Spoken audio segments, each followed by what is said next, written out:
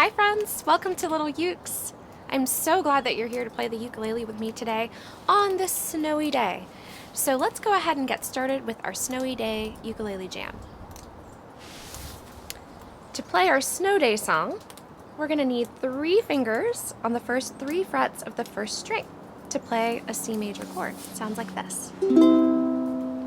If you're brand new to playing, you can also just take 1 finger, put it right there on the 3rd fret, and we'll get the same chord. I'm going to go ahead and use 3 fingers.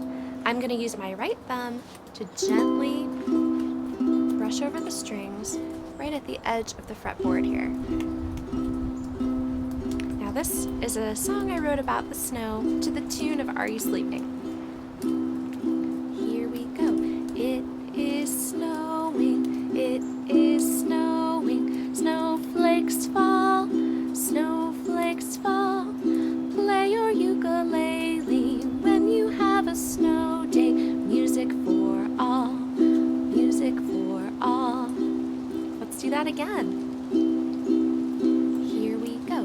It is snowing, it is snowing, snowflakes fall, snowflakes fall. Play your ukulele when you have a snow day. Music for all, music for all.